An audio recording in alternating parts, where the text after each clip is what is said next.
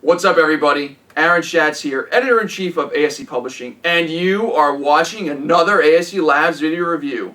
This time we're going to be reviewing the Canary from Canary. It's a smart home security solution for everybody. I sort of took the box's spiel right here and modified it a little bit, but that's okay. This is review ID 51642. You can check out this and all our reviews by going to www.aselabs.com. You're watching this on YouTube right now, I think, or on some random website that's got this embedded. Either way, there's a subscribe button in one of these corners, so hit it. You'll be informed of all our video content. Let's get into this mess. If you haven't seen the unboxing, I'll put a link right up here, but you really don't need to actually watch it because I'm going to show you everything again. So, you get the Canary itself, you get a very long micro USB cable, and it's also flat. AC adapter, and very nice packaging, by the way. This is an audio cable. The audio cable is actually used to set up the device. I know in the unboxing I didn't actually know what it was for. Now I know what it's for. It's for actually setting up the Canary for the first time, or if you're updating it in another location or settings and stuff. You also get some badges to show that your house is protected by something that most people probably haven't heard of. And literature, another badge. And that's it. Now you don't have to watch the unboxing. Now, if you have seen the unboxing, you know that I already went over the actual Canary itself. But let's go over it again. So this is the Canary itself. It is a self-contained security solution. Basically uses your smartphone for everything. So if you have no smart device, like a tablet or phone or something, this is not going to be for you. This does not work with an NVR. It's totally self-contained. It's proprietary. So basically this is something that you would buy for parents or someone that's not that technologically savvy and say, here you go, set this up in their house. As long as they have a smartphone or a tablet or something, they'll be able to use this and it'll function actually pretty well and fairly easily. When you actually want to hook up the device, you have a few different ways of doing it. One is over Wi-Fi, which is probably how most people are going to do this. The second is Ethernet. And if you have Ethernet all over your house, plug this bad boy right in. It'll work totally fine. You still need to actually set this device up. And that's where this crazy audio cable comes in. So in here, on the back, you have Ethernet, micro USB, AC adapter support for power, and this audio port right here. So you plug this thing in here and you plug the other end in your smartphone. And when you're actually going through the initial setup, the software says, okay, plug these two things in and let it do its thing. If you've seen things like Square, that payment, the credit card payment thing, they use a similar approach. Basically it's using audio to actually send data back and forth. Now, granted, that's pretty secure for setting something up. However, I am strongly inclined to lose this cable. Strongly inclined to lose the cable. I would like to have seen something that's a little more ease of use for people that tend to lose things. Now, I know, alright, I shouldn't be losing things. You should be able to set this up using this cable. This is a normal audio cable, so if you have another one, it'll just work. What I would like to have seen, though, is maybe Bluetooth setup or something to that nature. You could pair it or whatever. There's got to be another way besides this audio cable. I understand that it's a security product and they're trying to have some type of security, physical security-ish. But remember, this is really obscurity. This is security through obscurity. So if you have physical access to the device, whatever. An audio cable is not going to stop you from just taking it. I also want to go a little bit into the initial setup that actually happened. Initially what happened, I actually set this up in my parents' house because I figured, okay, let them use it. They're not as tech savvy as I am, I hope. And if they are, that's very weird because I've been doing this, this is pretty much my job, so there you go. Basically, they have a complicated network that I, of course, set up. They have multiple SSIDs, same network name, different channels. So the Canary had actual trouble connecting to the wireless network. I tried multiple times and it just couldn't do it, probably because the conflicting signals were happening. That's fine, I connected it through Ethernet. When I got it to my house, it worked totally fine with my wireless network. So if you have multiple SSIDs with the same name, it might give you trouble, maybe not. I don't know, my situation was kind of unique, so there you go, I'm just giving you that bit of advice. However, since it had Ethernet, plugged it in Ethernet, no problem. Once I got back to my house, Wi-Fi worked totally fine, first time, no problem. That leads me to a second issue that I ran into. So I got this a couple months ago, and when I was at my parents' house, I set up the location for my parents' house. And when I moved it to my house, you actually couldn't change the location. You actually have to contact Canary and say, I moved this device into another location. And that's the process of actually moving a device to another location. Now, yes, it's a security feature. There should be a better way of doing it. However, since it's still possible to do that, it's fine. It's just kind of annoying. If you want to move this from one location to another, just be mindful that you have to actually contact Canary by email or whatever support system they have. Once it was done, no problem, everything worked just fine. So those are the two caveats that I found with the Canary. Minor. The Canary has a wide field of view. It's 147 degrees. Basically that means it's going to be a little fisheye kind of thing. So most of the time you're going to see like 90-degree field of view, so it doesn't look that distorted. So at 147 you're getting pretty wide angle. You would set this up in a room in a corner or something, and it should really see the entire layout. So if you had an apartment or like a house, you would put this facing the entry on the opposite side of the room, so you'd see the entire room and you'd see the entryway. So for instance, if somebody's coming in your door, somebody's breaking into your window, something like that, this will be able to spot it. It has motion detection and it'll alert you to that as well. There's some other nifty features of the Canary that are included just because. Even though it's primarily a security solution, this also has temperature, air quality, and humidistat, meaning that you can actually know the temperature in your home, how much humidity is in your home, and the air quality of your home. All are pretty interesting things to look at. However, as a security solution, those are just extraneous things. They are useful though, because if you put this in a spot, you might determine that, oh, the air quality is pretty bad in this spot, or there's a temperature hot spot, or the humidity is really high and it's really uncomfortable in your house. So I actually like those little features that are included.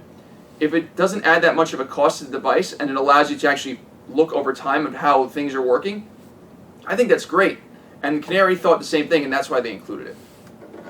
One of the downsides I've mentioned, and you might not think it's a downside, but it is, you have to use a smartphone or a tablet, iOS or Android. Now that might not seem like a big deal to most people, but I have an NVR. I like to use things through my NVR. NVR means Network Video Recorder. So all the cameras that I have are plugged into my Synology NAS, which acts as an NVR. That means I can look at it all over the place. I get control on for myself. With the Canary, you don't get that. So remember, this is not targeting someone like myself. This is targeting someone that really wants a drop-in solution and it just works. And this does just work. However, I'm still considering it a minus. But for the target market, it's totally fine. If you're an enthusiast like myself, you're probably not going to want something like this. You are going to want something like this for a parent or someone that's not an enthusiast. And that's the target. And for that market, this is really great. I plugged in the Canary, and you can see that there is a red ring of light down here, which means it's setting up, or it's turning on. And what will happen basically is it'll change colors to tell you the actual status of the device itself. So if I leave it for a little bit, it'll start to change colors. Hopefully soon. There we go. So now it's flashing white, which means it's really beginning to get connected and such. And since I have this actually disarmed, it'll start flashing, or it won't flash, it'll just show yellow, which it's basically doing right now. So that's the actual default mode of the unit, is disarmed. And if you're in the house or you get very annoyed at having all these notifications on your phone, you're going to want to leave it disarmed. And I'll show you why right now.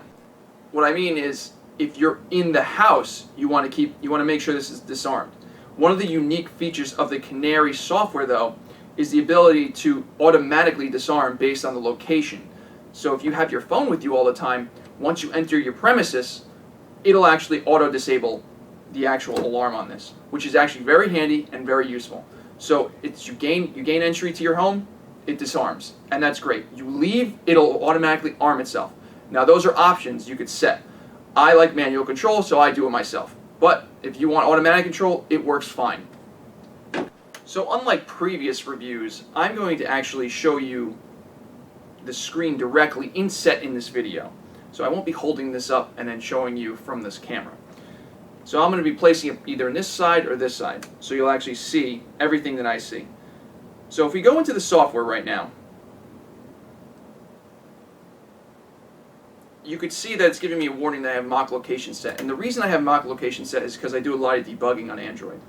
However, if you don't have mock locations, which the majority of people don't, this will actually allow you to arm and disarm automatically, which I've tried and it works very well. Basically, you enter your home and your home is a geofence, and you walk into that geofence, it'll disarm. You walk out of it, it rearms itself. Totally automatically, totally works fine. Let's see how my house is actually doing temperature, humidity, and air quality wise. You could see that it's at 77 degrees for some reason, and that's pretty high because I have my thermostat set to 75. Humidity is at 45%, it's kind of high. But air quality, I've got good air quality, even in the office I have here. So there you go, that's that. Let me show you a live shot of what I actually am looking at right now, which is basically you, which is a camera. I'm going to stop it pretty quickly because this has really, really good audio. And there's a 30-second delay or so. So here we go. In the office I have audio, I've got good air quality. So that's basically the live shot of what I was seeing about 20-30 seconds ago. How this works is that this uploads continuously to Canary's servers, and then if it detects motion or another event, it will flag it to serve this, to save it on the timeline. So when you actually go into this and view the timeline, you can see all the events that actually occurred, and you can replay them just like a normal video player. I'm going to show you a little bit more about the software too. We're just going to reset. We're back at the home screen. I want to show you how to arm and disarm the unit. But before I do that, let me just don a pair of headphones for a second. My dog has to cover her ears real quick, so I'm going to show you this real quick. One of the cool features about this is actually you could sound an alarm. So if somebody's in your house, you can actually sound an alarm, or it will sound it for you. So let's see if I can do this real quick. I'm going to start this bad boy up, sound the alarm, and then immediately stop it. One of the cool features about this is actually you can sound an alarm. So if somebody's in your house, you can actually sound the alarm. So let's and there you go. It's pretty loud. That's basically it for the headphones. I'm sorry about that, Coco. Coco's my dog over here. So that's basically how you can sound an alarm. And it sounds like a BMW alarm. If you wanted to arm your unit, you basically click this, and you can actually arm the unit. And once it arms, it'll turn green, meaning that it's armed. And now I'm going to get a whole bunch of notifications when something happens. So what will happen is basically I'll just get a whole bunch of notifications saying, oh my god, I detected motion, or oh my god, I detected sound, or something like that. And then it's going to like just bombard you with stuff. So if you're in a neighborhood, if this is pointing to a window and has motion on it, you're going to get a lot of false positives. So you're going to want to try to station this facing the doorway where there's not too much motion detection. That's why I leave mine disarmed, especially when you're home. Don't just leave it armed. You're going to get a whole bunch of notifications. And if you want to turn this off entirely, you can hit privacy, which basically means the camera and mic are off. However, if you want to do that, just unplug the device. Then it won't even bother doing anything. And that's how I suggest having that private moment of yours, whatever you're doing. I don't care what you're doing in your privacy. Go into settings here. You can change your plan. So basically, on the basic plan, you get 12 hours of video and 5 video bookmarks and emergency downloads. That's pretty much fine for everybody. You don't need more than that. However, you can buy an actual upgraded plan to give you more storage, but you really don't need it, so don't worry about it. Address shows you your address if you're for the location. Mode setting. This is where you actually select if you want to arm and disarm this automatically. You can actually add users to this, so you can have multiple people arming and disarming this automatically, so it doesn't just work with the one phone, it'll work with many devices. You can put in emergency numbers to auto-dial people based on, whatever you need. The members is where you actually add members, and devices where you add multiple canaries. So if you had multiple devices in one location or multiple locations, that's where you can manage them as well. So, this is my profile. And I'm going to now not show you my phone number. So, there. And that's basically the gist of the software. So, it's really cool, works very well, and apparently now it's 74 degrees in my house because the air just turned on. So apparently the air works. However, it's now 51% humidity, which makes no sense because it's central air. But the software works very well, and for someone that needs a total security solution and they don't want to set anything up, this will work really, really well. ASE Labs and ASE Publishing would like to thank Canary for sending this product for review. We actually saw this product at PepCom a few months ago. So if you have a cell phone and you have $250, it makes a great gift for someone that's not as tech savvy. Just remember, you need to have a cell phone or a tablet with this to work. And if you do, great product. And if you want to purchase it, scroll down in this video review, you see a link to Amazon, right to the product page, and you can purchase it from there right now.